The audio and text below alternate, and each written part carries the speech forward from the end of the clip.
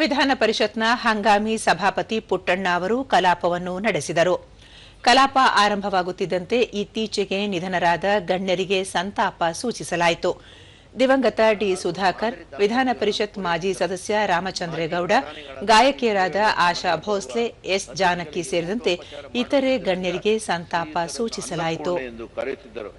ಭಾರತೀಯ ನಾರಿ ಸಂಸ್ಕೃತಿಯ ಸಬ್ಬತಿಯ ಗೆರೆದಾಟದ ಬದುಕಿದ ಚೆನ್ನಮ್ಮ ಅವರು ಆದರ್ಶಪ್ರಾಯರಾಗಿದ್ದರು. ಶ್ರೀಯುತರ ನಿಧನದಿಂದಾಗಿ ರಾಜ್ಯವು ಹಿರಿಯ ಸರಳತೆಯ ಸಾಕಾರ ಮೂರ್ತಿಯೊಬ್ಬರನ್ನು ಕಳೆದುಕೊಂಡಂತಾಗಿದೆ. ಸಭಾಪತಿ ಪುಟ್ಟಣ್ಣ ಅವರು ಸಂತಾಪ ಸೂಚಿಸಿದ ನಿರ್ಣಯವನ್ನು ಬೆಂಬಲಿಸಿ ನಗರಾಭಿವೃದ್ಧಿ ಸಚಿವ ಯತೀಂದ್ರ ಸಿದ್ದರಾಮಯ್ಯ ಮಾತನಾಡಿದರು. ನಿಧನರಾದ ಗಣ್ಯರ ಸೇವೆಯನ್ನು ಮತ್ತು ಸಾಧನೆಯ ಕುರಿತು ಪ್ರಸ್ತಾಪಿಸಿದರು. ರಾಷ್ಟ್ರಕವಿ ಗೋವಿಂದ ಪೈ ಪ್ರಶಸ್ತಿ, ಪುರಾತತ್ವ ರತ್ನ ಪ್ರಶಸ್ತಿ ಹಾಗೂ ರಾಜ್ಯೋತ್ಸವ ಪ್ರಶಸ್ತಿಯನ್ನ ಇವರು ಪಡೆದಿದ್ದಾರೆ.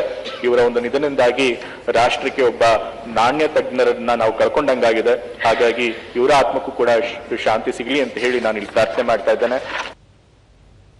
ಮೇಲ್ಮನೆ ಪ್ರತಿಪಕ್ಷ ನಾಯಕ ಛಲವಾದಿ ನಾರಾಯಣಸ್ವಾಮಿ ಅವರು ಸಹ ನಿಧನರಾದ ಗಣ್ಯರ ಸೇವೆಯನ್ನು ಕೊಂಡಾಡಿದರು. ಮತ್ತು ಅವರ ಕುಟುಂಬಗಳಿಗೆ ಅವರ ಅಗಲಿಕೆಯನ್ನ ಭರಿಸುವಂತಹ ಶಕ್ತಿಯನ್ನ ಭಗವಂತ ನೀಡಲಿ ಅಂತೇಳಿ ತಾವು ಮಂಡಿಸಿರ್ತಕ್ಕಂಥ ಈ ನಿಧನ ವಾರ್ತೆಗೆ ನಾನು ಕೂಡ ವಿಷಾದವನ್ನು ವ್ಯಕ್ತಪಡಿಸ್ತಾ ಅವರ ಕುಟುಂಬಗಳಿಗೆ ತಾವು ಪತ್ರ ಮುಖೇನ ವಿಷಾದವನ್ನು ತಿಳಿಸಬೇಕು ಅಂತೇಳಿ